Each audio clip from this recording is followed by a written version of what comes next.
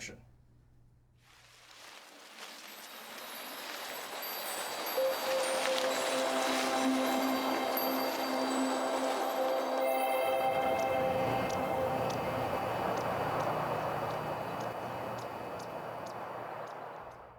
I grew up in Montana from the time that I was 3 years old. We moved to three different of the cities, and I ended up in Missoula, Montana, in the Rocky Mountains from the time I was in seventh grade. And Montana's great. There's outdoor activities, whether it's summertime or wintertime. It was a small town, only two high schools. My family, I have a family of four. I'm the oldest of four siblings.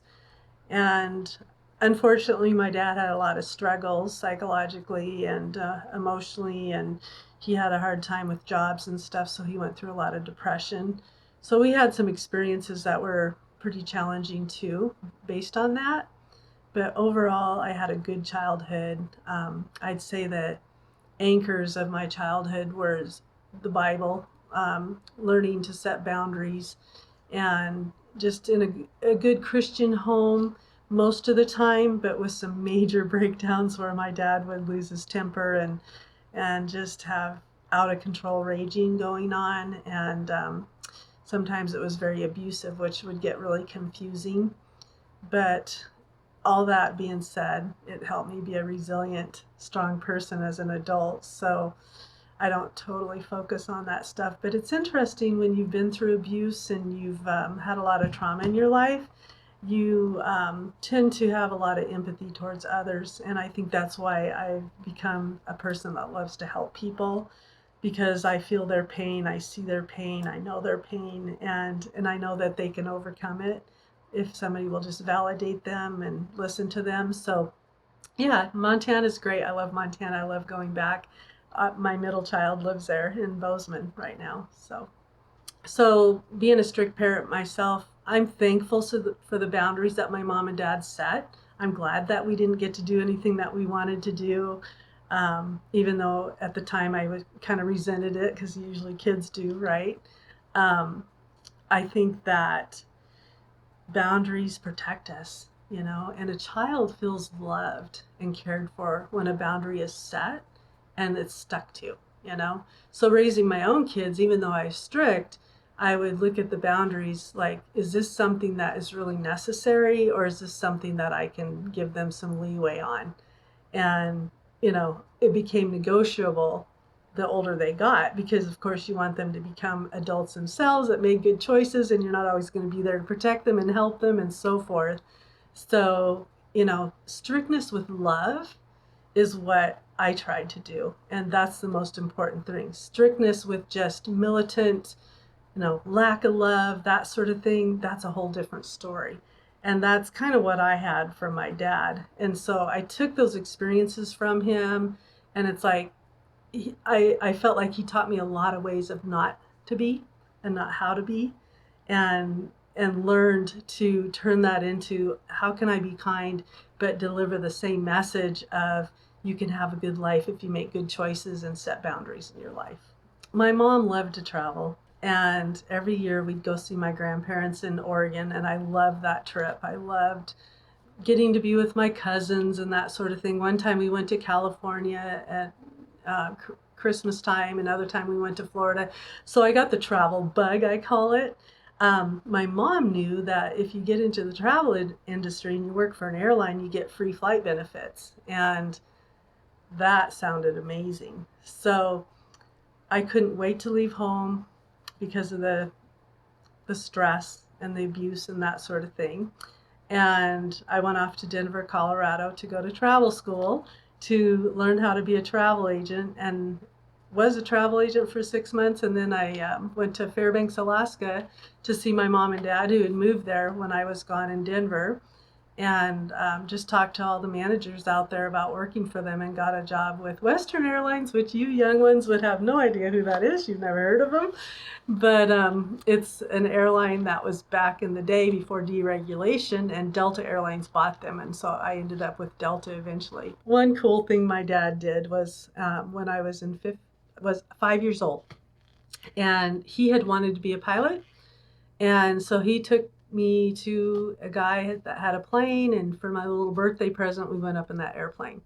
And I loved it. I was full of adventure as a child, had no fear, and thought, I'm going to do this someday. I'm going to own airplanes and I'm going to fly. And so when I was 19 years old and had my first job with the airline, I had enough money then to start taking flying lessons. And so I became a flight instructor. And that means I got my commercial rating and instrument rating and all the different levels to be able to be a flight instructor, and loved it. And my passion was to become a pilot for the airlines, which back then in the 80s, women didn't do that. There was like less than 0.1% of the pilots were women. So it was pretty cool. And loved the industry, loved the flying, enjoyed it so much. Well, growing up and becoming an adult and getting your first job, you start learning about other people and relationships and how to treat people and how not to treat people. And so I found that my dad was everywhere. There's a lot of depressed and angry people out there. And so it was interesting to me. So I always had kind of this fascination with behavior. And so my first good job with the airline, there was a supervisor that was just this big, unhappy, ugly lady. And it was like she had it out for everybody. And I picked up on it right away. But I was lucked out that she didn't put her energy towards me. It was towards this other gal that was hired at the same time. Her name was Lana. She was older than me. And I saw her get so stressed over the abuse and the verbal abuse and the criticism and all this from this Barbara, the supervisor. And I'm watching the whole thing go down, and Lana ends up losing her job. And so I realized that there's abusive people in the work world too, and you got to protect yourself. And so I just avoided her best I could and did the very best job I could. And fortunately, I passed my trial period, probation they called it. And then it wasn't as easy to fire me just because she didn't like me or whatever. But the bottom line is I learned that there's happy people, there's sad people, there's abusive people, there's kind people, and learning how to deal with all of them is the key to life. And I learned how to project that, you know what, their unhappiness is not about me. And her doing that or saying that to me was rude. Yeah, that was rude and that was unkind, but I don't have to take it on. I have to take it inside of me. That, let her deal with her stuff. I know I'm cool, I'm happy, I'm whatever. And you just don't take it inside. In the meantime, I'm working for the airline, and I'm tired of screaming passengers and complaining passengers and unhappy passengers. And by the way, we do not control the weather if we work for an airline, just saying. So I decided to go down to the ramp and just load bags and air freight and stuff and just kind of take a break from passengers. And unfortunately, one of the aircraft cargo doors was not working on this airplane that I was loading bags underneath. And the guy that was stacking the bags accidentally grabbed the rope, released the door, and a 1,000-pound aircraft door fell on me and about knocked me out. I saw the stars the whole bit, immediate neck pain, low back pain. And I had my first major serious injury, and it took me years to recover from that. And the bottom line is it ruined my piloting career, because now I had a workman comp case. I had a degenerative disc disease in my upper neck and low back, and I developed chronic pain from all that experience. Got super depressed when I realized that my piloting career was over as far as the future with the airlines. And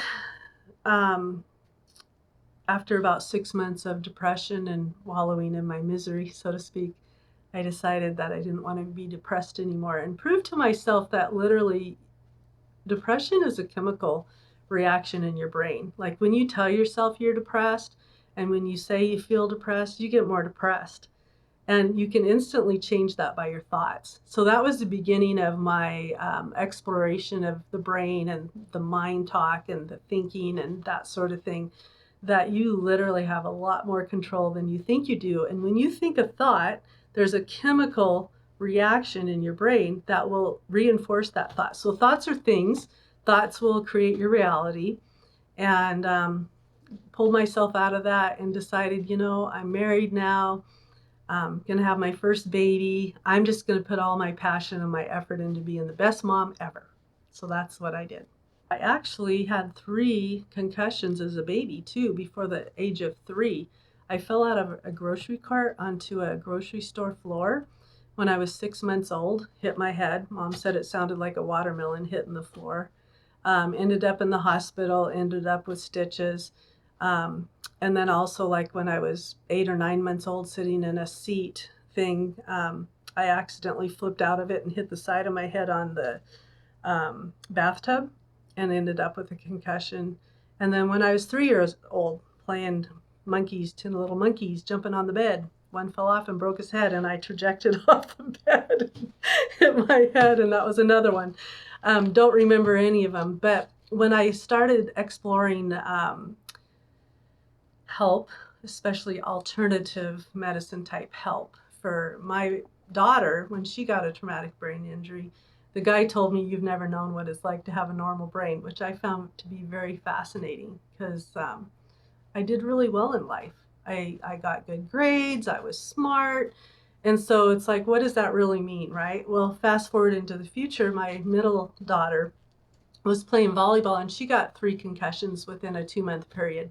And we know that concussions have an accumulative effect, and the more you have, and especially the shorter time, the worse off you are. So what happened to her is she couldn't sleep all of a sudden. Here she is in high school and she's struggling with sleep. And then she gets depressed because she's not sleeping. And then she ends up getting adrenal fatigue, and the medical society couldn't figure out what her problem was. They didn't know about adrenal fatigue. I had to take her to an alternate medicine type person who then discovered that she had the adrenals of an 84-year-old. Well, that's related to the brain. The brain is the manager. The brain manages your adrenal. I couldn't reach her. I couldn't help her. She shut me out. And it was a very painful experience, but I was determined to figure out how I could help her. So we found a doctor, a naturopathic doctor, that put her on some herbs and different things to help her body heal from the adrenal fatigue. It took 4 years. She was in stage 4 adrenal fatigue, and she ended up back to stage 1. And why I bring that up is because stage 5, you can pass away, you can die. So this is serious stuff, and it's all related to the brain.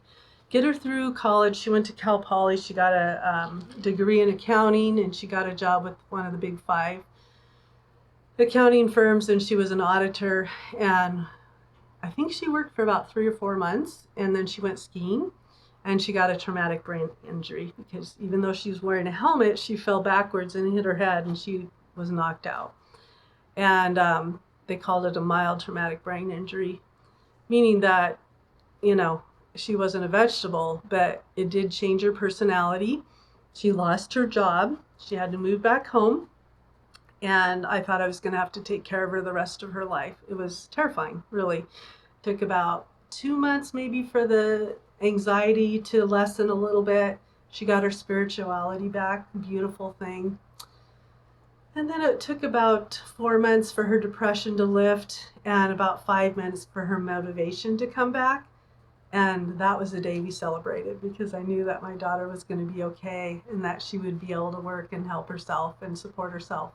And it was about a year later that she moved out and she works on her own, lives on her own, works out of her house, enjoys what she does. She edits videos of girls playing volleyball for scouts. So she's in her enjoyment of that and just got married recently. So super happy ending. One thing I love and appreciate about my mom, and my mom's amazing, all the things she's been through and doesn't let it bother her and stuff. But one thing that we learn not to say is, "I'm bored." Because if we said we were bored, oh boy, did we have a lot of chores to do all of a sudden. We had a broom in one hand and a toilet brush in the other, let me tell you. So I learned to never be bored. And I learned to just come up with something, make something, whatever. So with the mundane days of life, I feel like there's a lot of value there because you can either just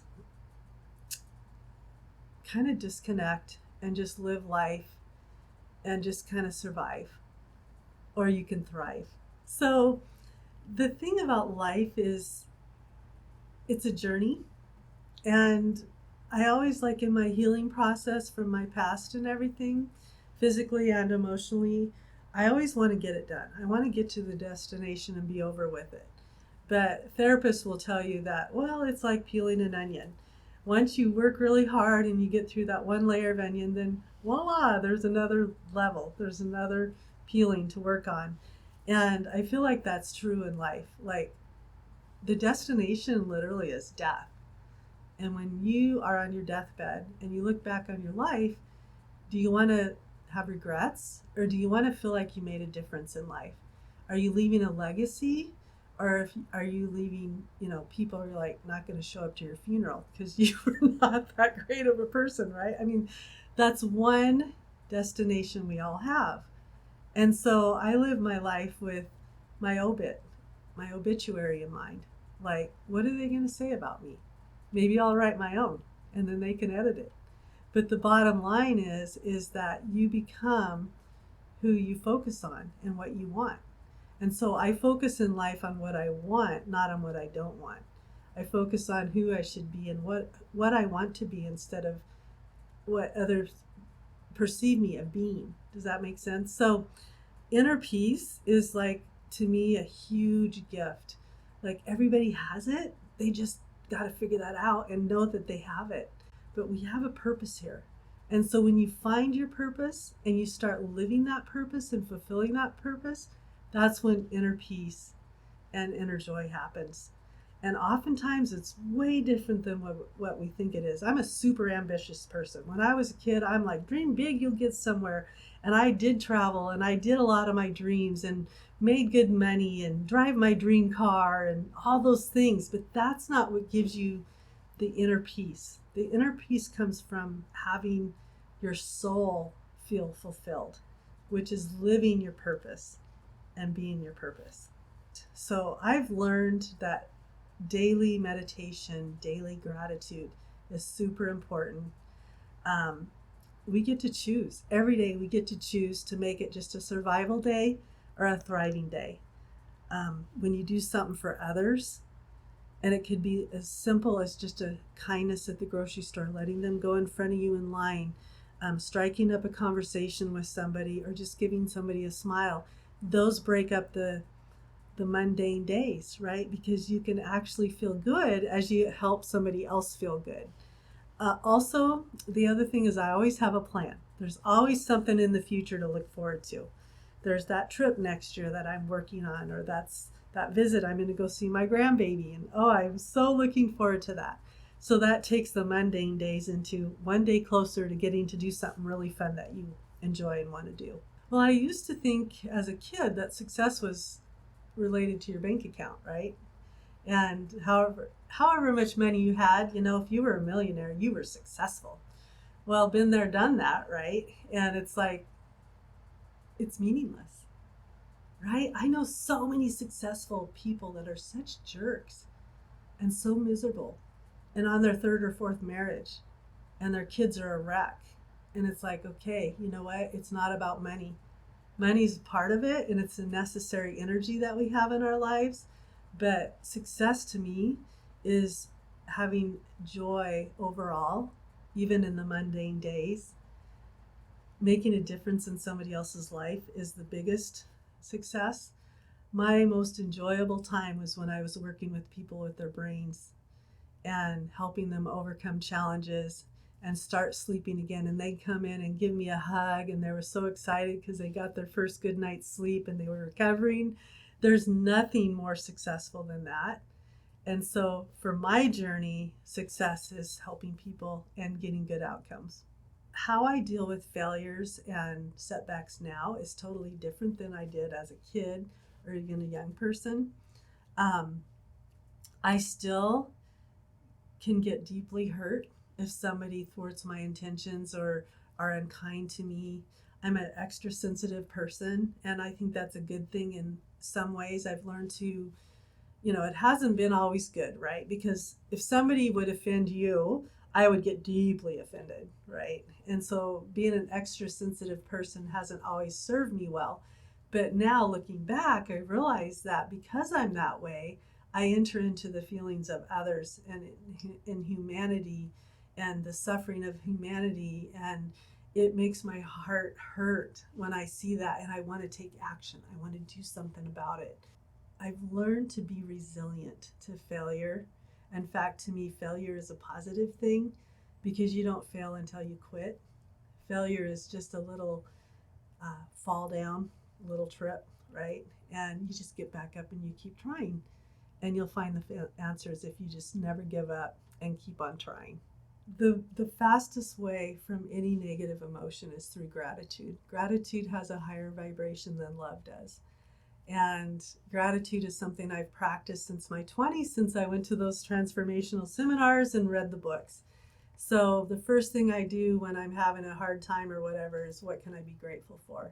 And what will I be grateful for in the future when I look back at this experience? Recently I had a beautiful, grateful heart, just overpouring with gratitude when my daughter got married that had the brain injury. And I'm in Glacier National Park in Montana, and it had been raining a lot that week, and it was supposed to rain during the wedding, and we were outdoors, and there was just this blip of sunlight, and the rain stopped, and we got out of our cars, and she got married. So that day was a beautiful, loving, grateful day. So the key is to happiness is choice. No matter what circumstances you're in, no matter how dire things are, you can choose happiness. It's a choice. People think that happiness is all the things that it's not. Happiness is inner peace. It's having good relationships, healthy relationships. It's giving. Happiness is giving to others, of yourself, of service, of love, of kindness. All those things that the world just thinks is just a bunch of malarkey, right? That's the key. The key to life is very simple. A well-lived life leaves a memory that people go, I want to be more like that person. Like, even though she had so many difficulties and she went through this and this, she was resilient, and she rose above that, like the cream, right? And became somebody that I want to be. A good, well-lived life is having healthy relationships. Like, instantly, what comes to mind is my 60th birthday. What I wanted was to be with my kids and their spouses. Now they're all married, and our little granddaughter. And we spent a week up in Big Bear. And about the third day in, I'm like, wow, this is so amazing, because if it were my family looking back in my past, by now we wouldn't be able to stand each other.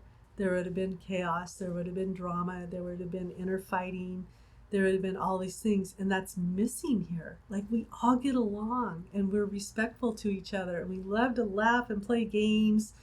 And to me, just not defining your life and repeating the cycle of what you grew up with, but changing it into what you want it to be and improving it so that there is better for people, is a well-lived life.